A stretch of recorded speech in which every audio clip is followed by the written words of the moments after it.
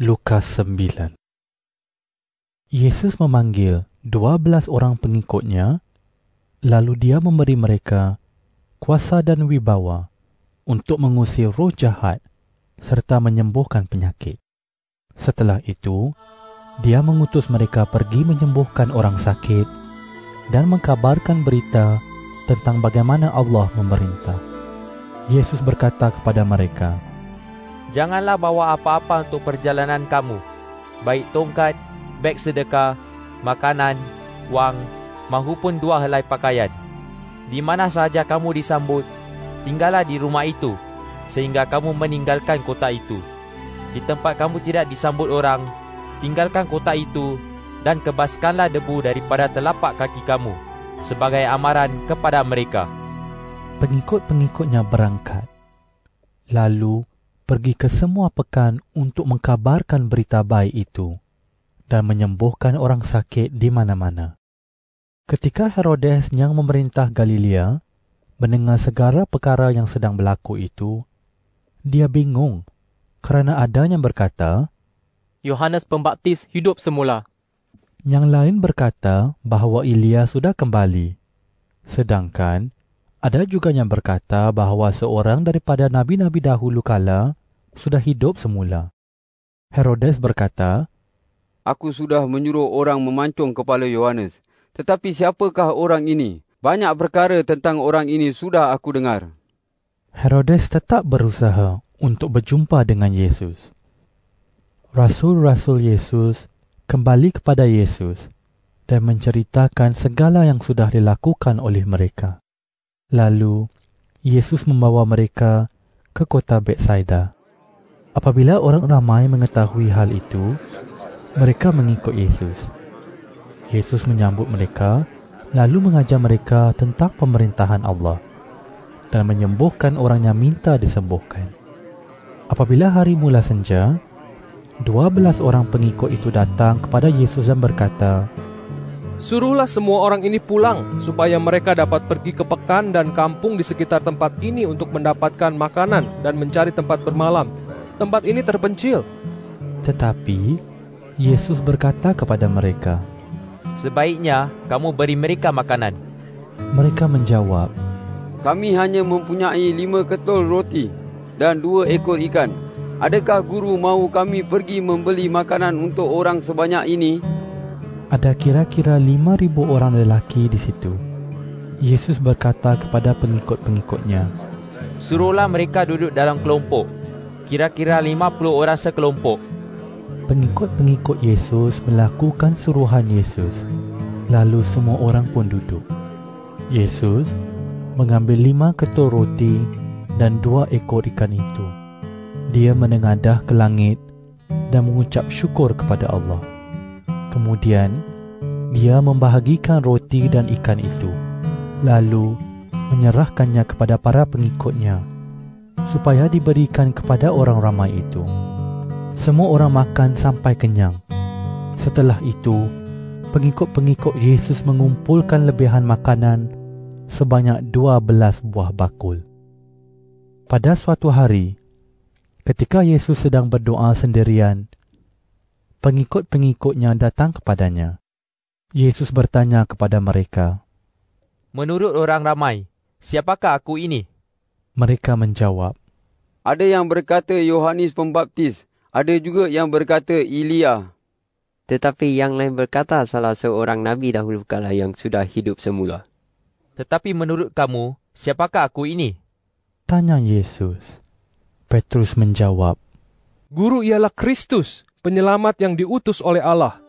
Dengan tegas, Yesus berkata kepada pengikut-pengikutnya, "Jangan ceritakan hal itu kepada sesiapa pun." Dia berkata juga, Anak manusia mesti mengalami banyak penderitaan, serta ditentang oleh para pemimpin masyarakat, ketua imam dan guru Taurat. Dia akan dibunuh, tetapi pada hari ketiga, dia akan dibangkitkan. Setelah itu, dia berkata kepada orang ramai, Sesiapa yang hendak mengikut aku, mesti melupakan kepentingan sendiri, memikul salib tiap-tiap hari dan mengikut aku. Sesiapa yang mempertahankan hidupnya, akan kehilangan hidup yang sejati. Tetapi sesiapa yang mengorbankan hidup untukku akan mendapat hidup yang sejati.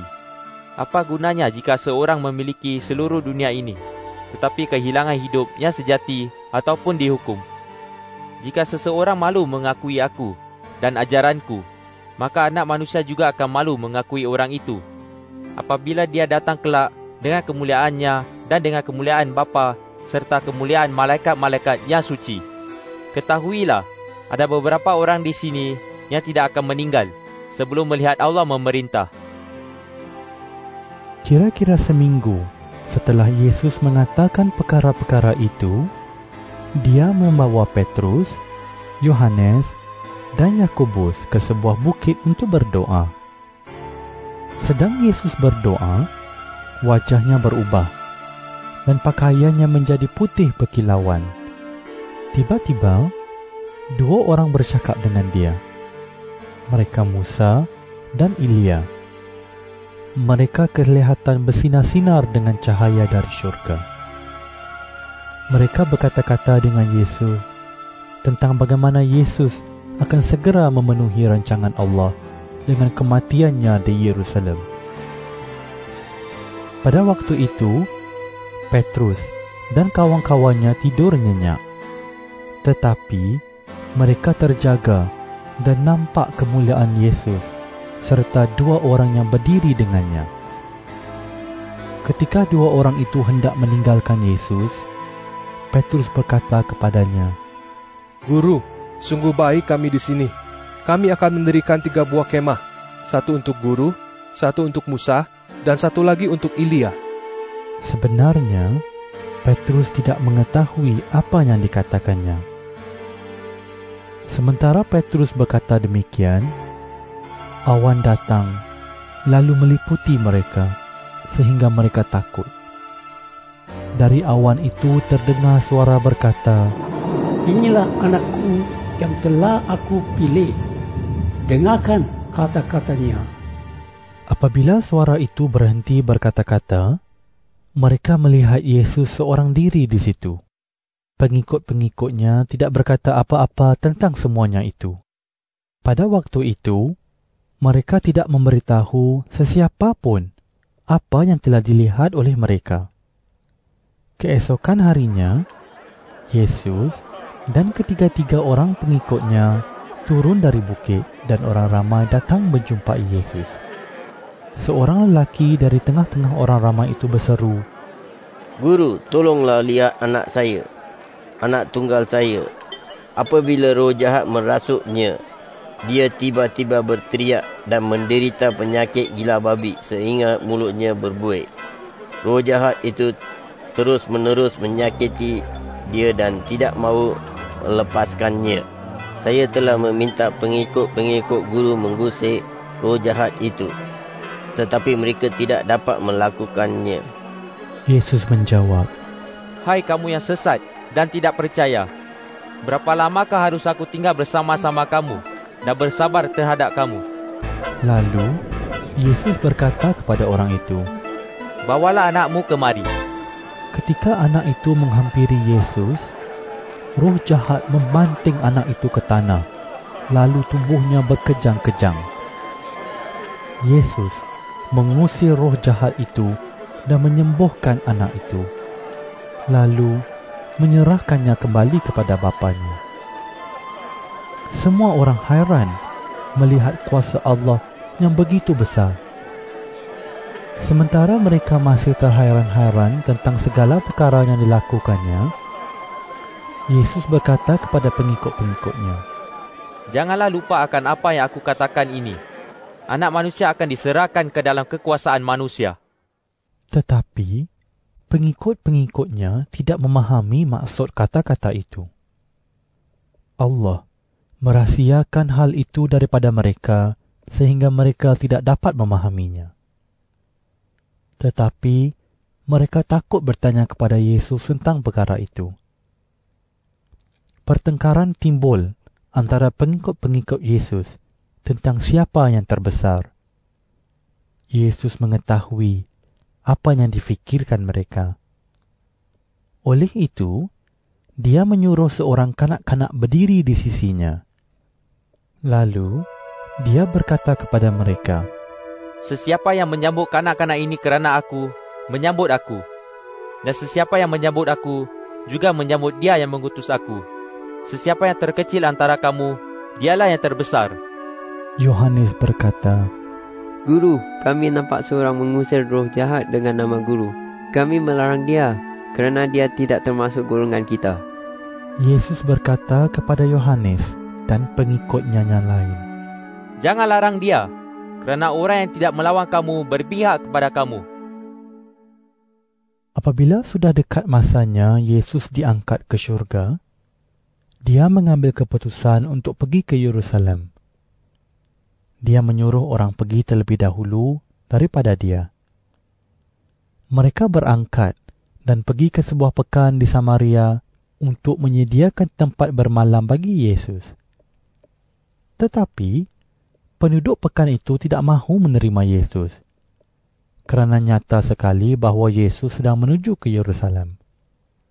Ketika Yakobus dan Yohanes, pengikut Yesus, mengetahui hal itu, mereka berkata, Tuhan, adakah Tuhan mahu kami meminta api turun dari syurga untuk membinasakan mereka? Yesus berpaling, lalu memarahi mereka. Setelah itu, dia dan pengikut-pengikutnya pergi ke pekan lain. Sedang mereka meneruskan perjalanan, datanglah seseorang berkata kepada Yesus, Saya bersedia mengikut Tuan ke mana saja Tuan pergi. Yesus menjawab, Serigala mempunyai lubang dan burung mempunyai sarang, tetapi anak manusia tidak mempunyai tempat untuk berbaring dan berehat. Lalu, dia berkata pula kepada seorang lain, Ikutlah aku. Tetapi, orang itu berkata, Tuan, benarkan saya balik untuk mengebumikan jenazah bapa saya dahulu.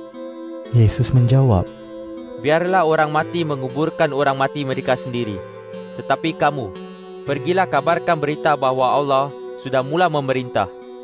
Seorang lain pula berkata, Tuan, saya mau mengikut Tuan. Tetapi benarkan saya balik dahulu untuk mengucapkan selamat tinggal kepada keluarga saya. Yesus berkata kepadanya, Orang yang mula membajak tetapi selalu menoleh ke belakang tidak layak menikmati pemerintahan Allah.